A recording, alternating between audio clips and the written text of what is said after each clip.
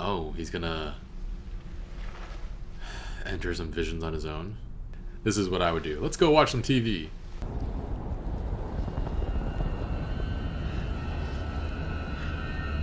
I thought those were trees. I thought those were trees. If it's a vision or not, I'm not walking towards them. Eject! Eject! Eject! Oh, that guy's head. How is he... Wait, that guy's looking... Or it looked like he was looking at it. So they don't need food or anything to survive, they just... And when they're not doing anything, just stand here, like, idling. The 4 horsemen of Apocalypse.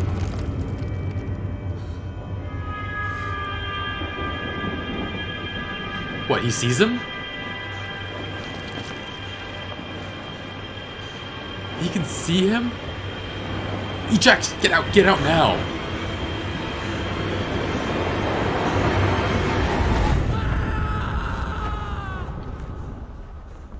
He saw me! The Night King! He saw me! He touched you. He knows you're here. He'll come for you. But he can't get in. He can now. His mark is on you. You What? must leave, all of you. My uncle, the Blackfish, has reformed it and retaken River Run.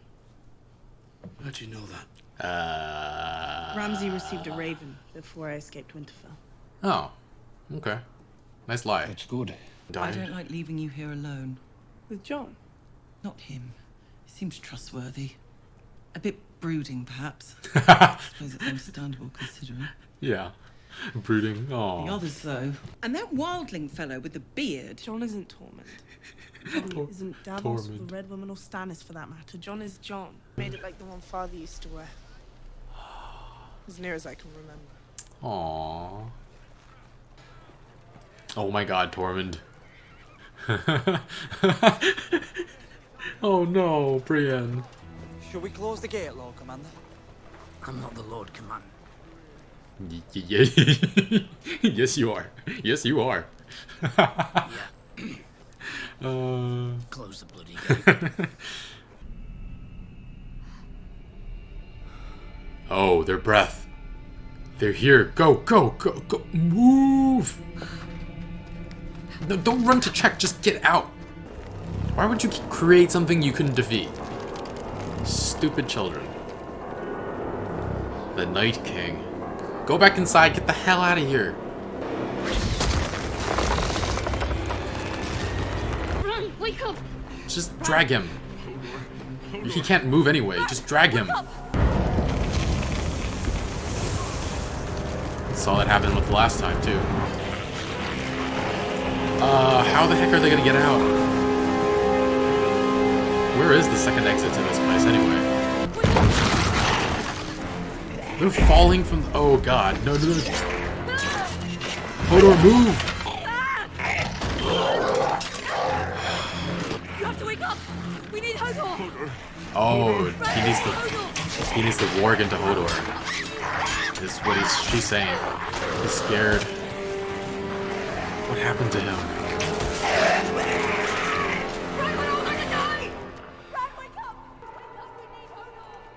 No, not that Hodor. The Hodor. The other Hodor. Listen to your friend. Hodor. Wait, can he warg into... Oh. Yeah, let's go. Get out of here. Wait, is he still back in that vision?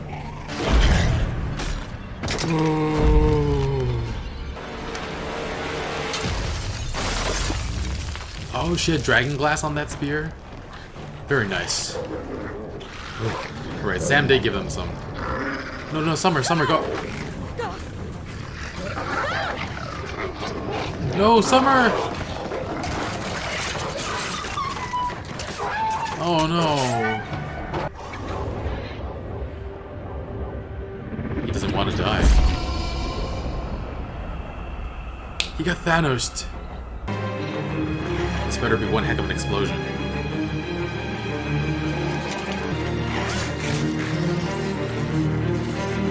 She's even waiting until they've surrounded her completely before exploding it. Go, go, go, go, go.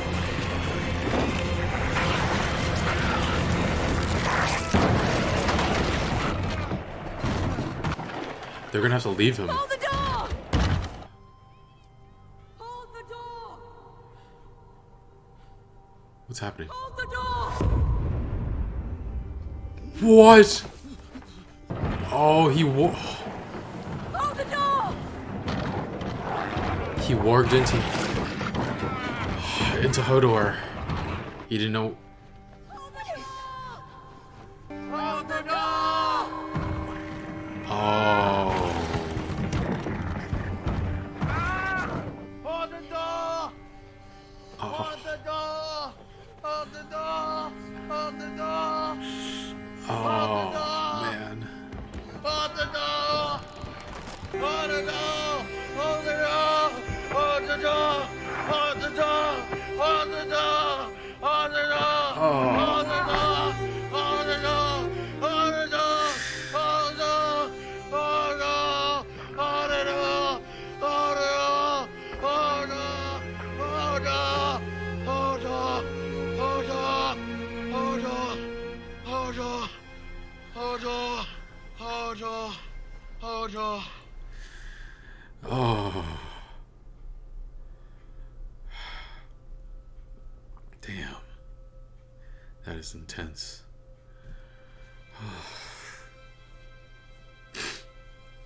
Man.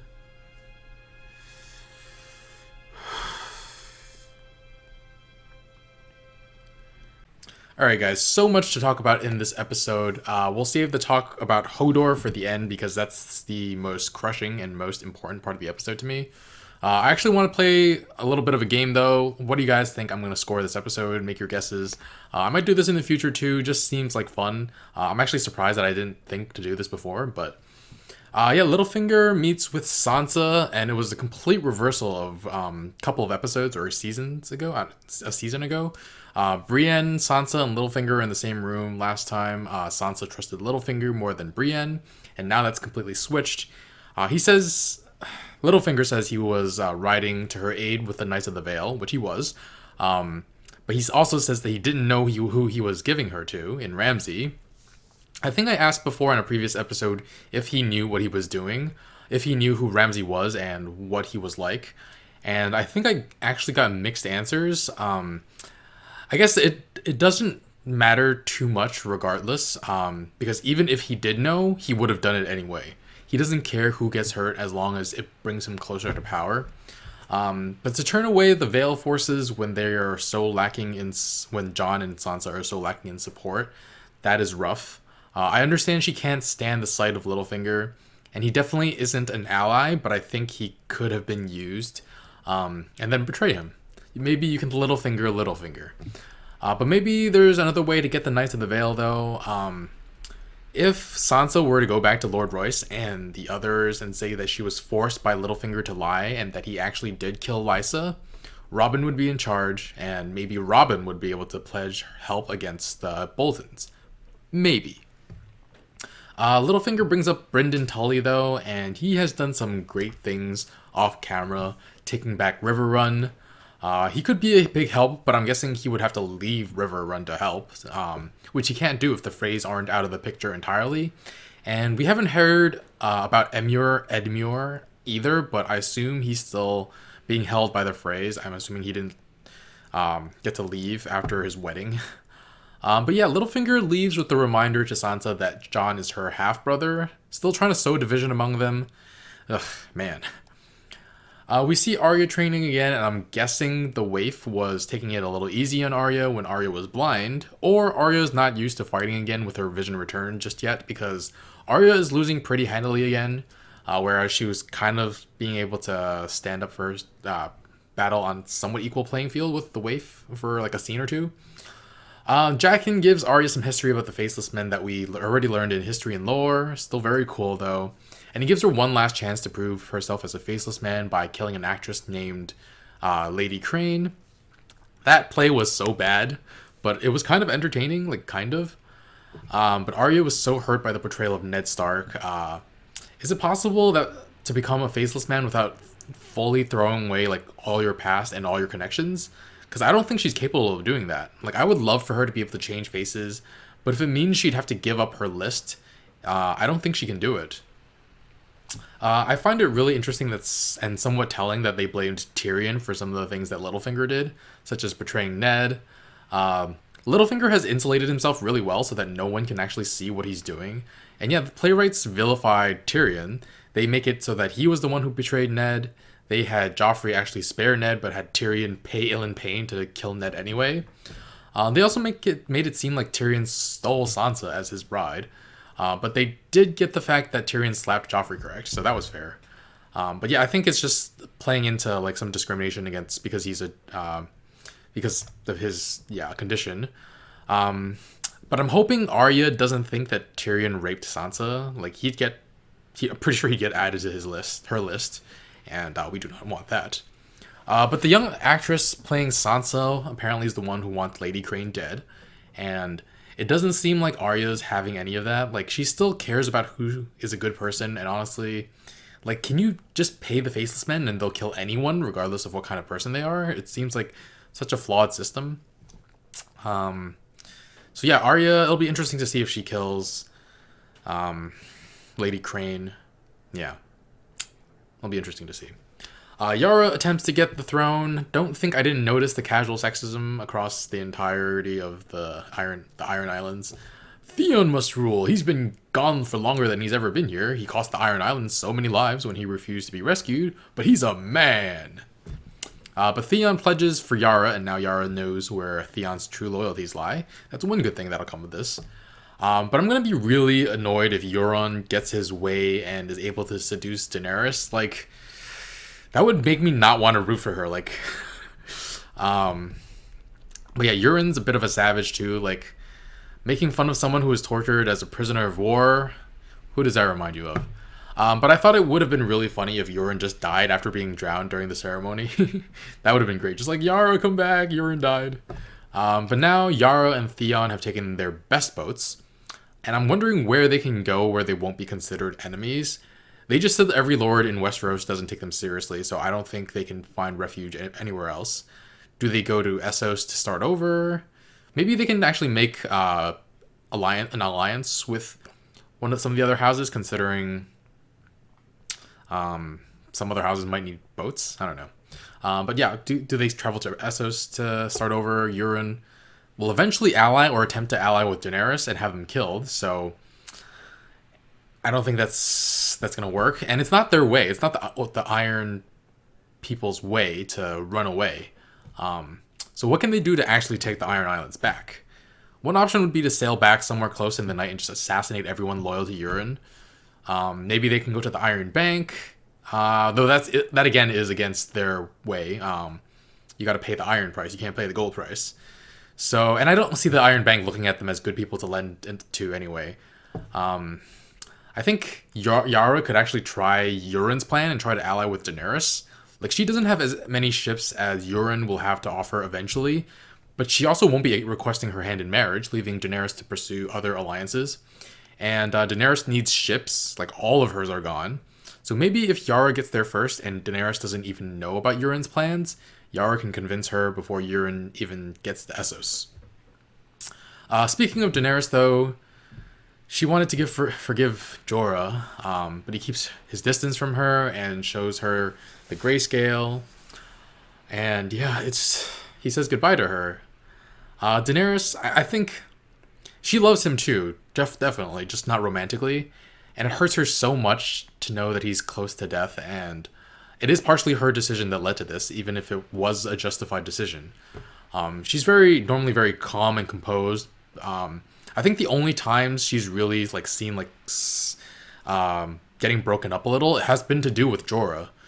But yeah, seeing her break like that, for her to actually show some vulnerability, like, it's a big deal. And Jorah uses this as his last chance to admit to her and tell her that he loves her. I wonder if Daario is jealous at all. Like, she has sex with him, but does she care about Daario the way she cares for Jorah? I don't think so. Or it's possible, but I don't think so. Jorah's like, I'll always love you, and Daario's just standing there like a... He wasn't like that, but it was just... I have a feeling that's what was going on in his head. Daenerys turns her vulnerability into a moment of strength, though. Like, I've always said this, having the courage to be vulnerable is a great strength.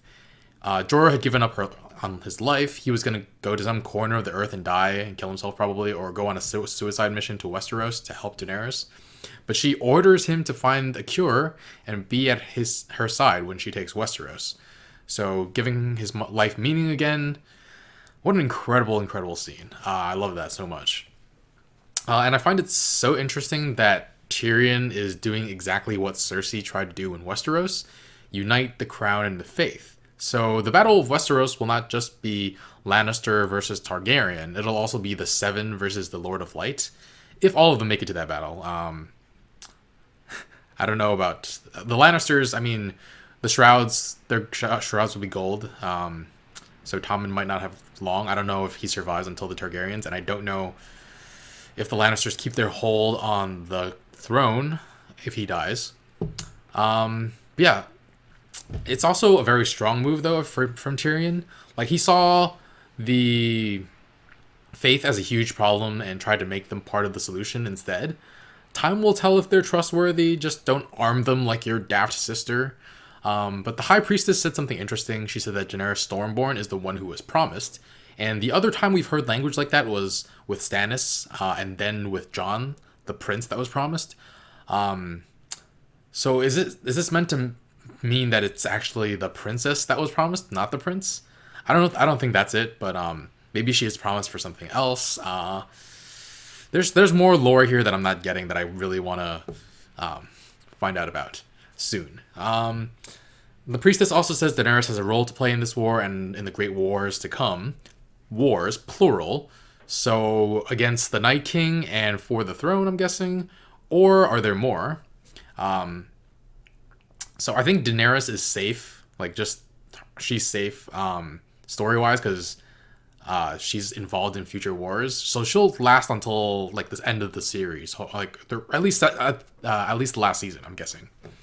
It could also be that she takes over with one war and just, like, has several wars down the line in future decades. But I don't know. But the Red Priestess shows off what she knows by talking about Tyrion's experiences on Volantis. But when Varys takes her on due to his hatred of magic, she shows off that she knows about him as well. And I thought that story about Varys's castration was just to give us backstory on Varys, but sorry guys.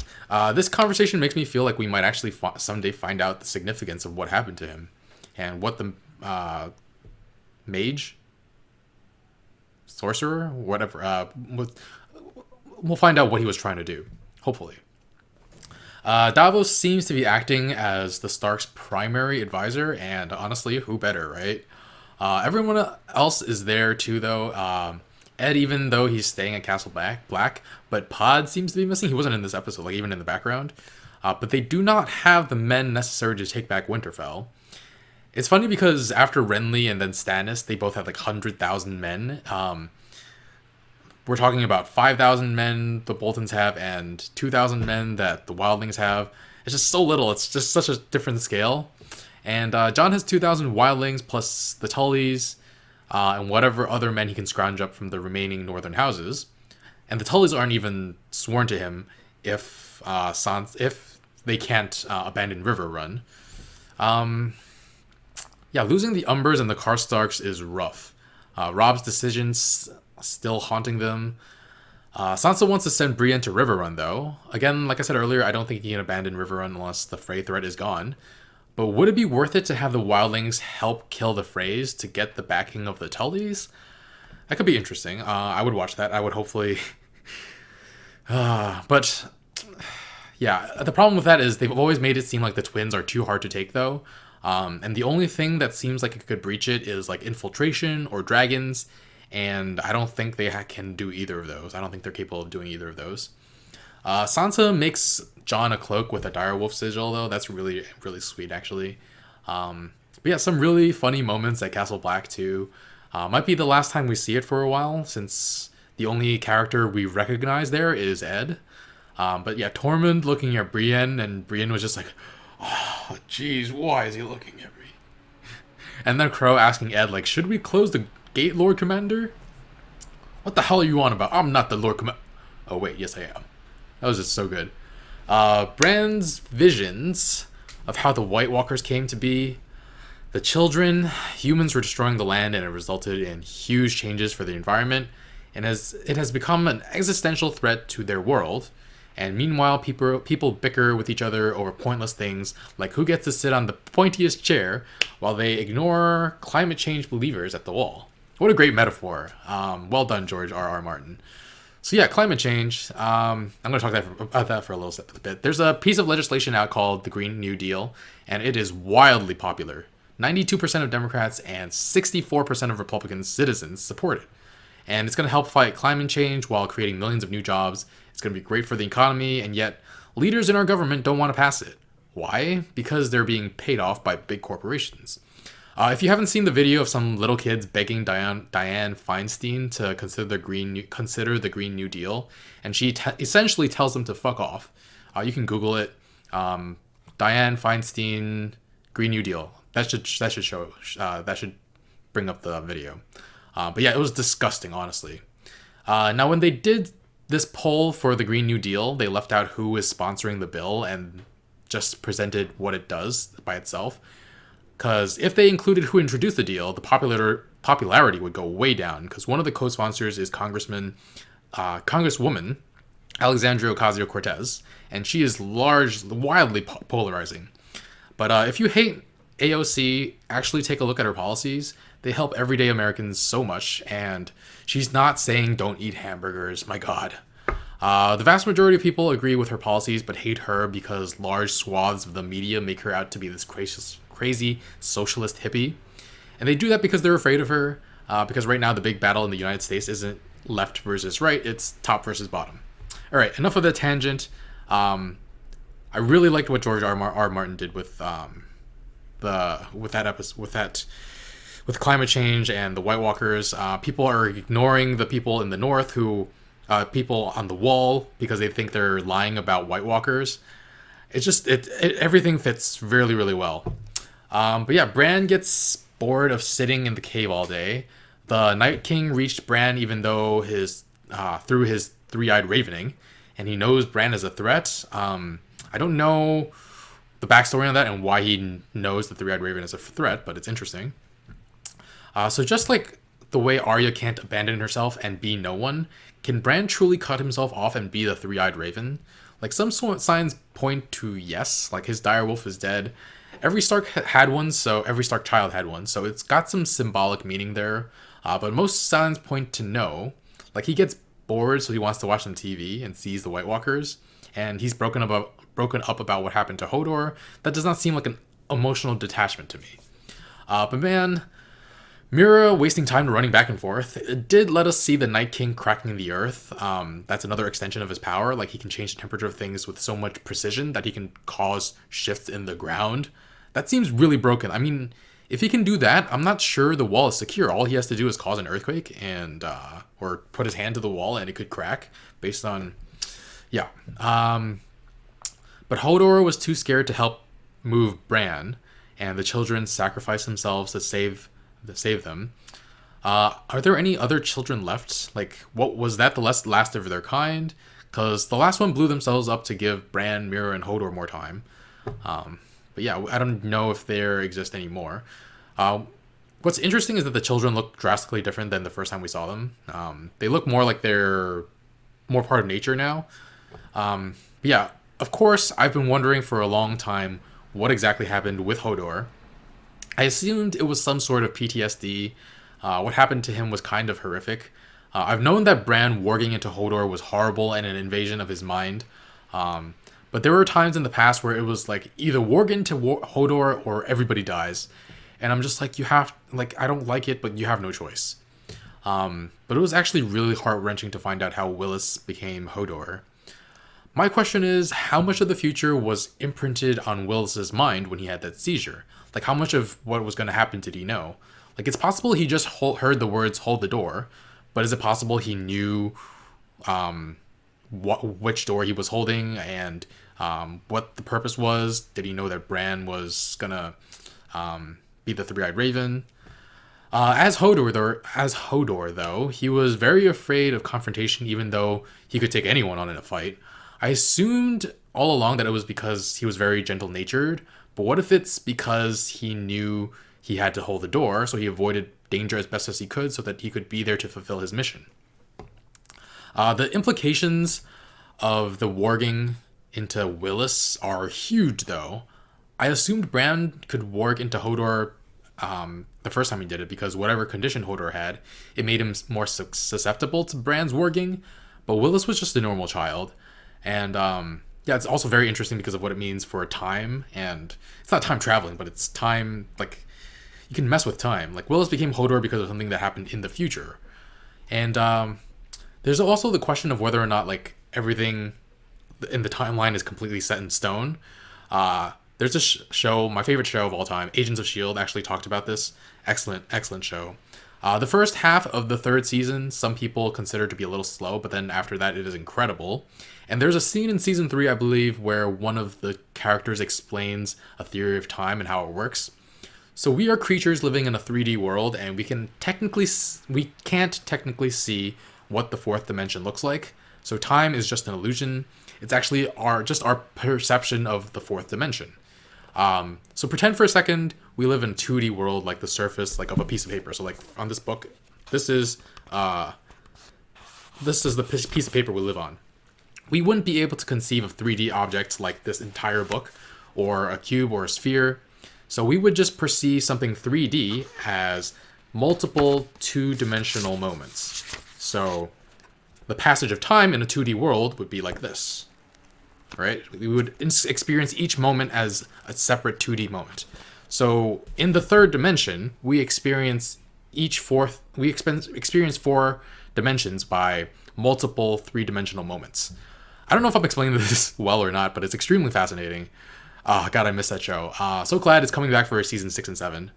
Sorry, that probably sounded like hot nonsense, but the whole point of that was saying, like, was there anything that, like, it's this theory is corroborated by what's happening on Game of Thrones, because it's technically impossible for the future to affect the past.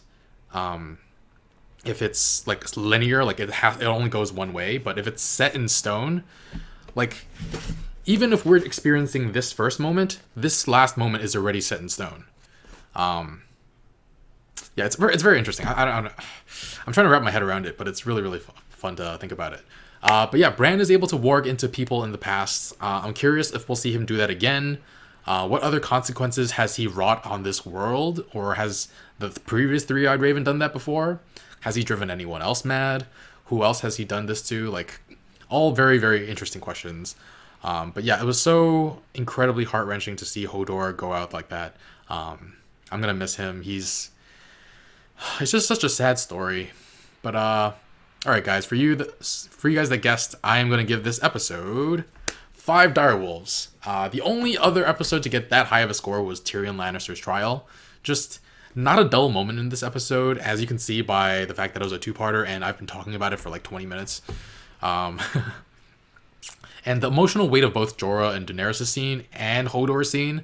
I mean, I've cried in past episodes, but I don't think I've cried twice before. I'm not completely sure. Someone can go back and watch everything again and count. I'm just kidding. Don't do that. That would be such a waste of time unless you would actually want to watch it again. But yeah, so far for me, this has been might be the strongest season yet. We'll see how the rest of the season plays out. But yeah, be sure to comment, like, share, subscribe. If you want to watch the next 3 episodes right now, make sure to check out the early access option on Patreon in the link in the description below. Thanks for watching. Bye, friends.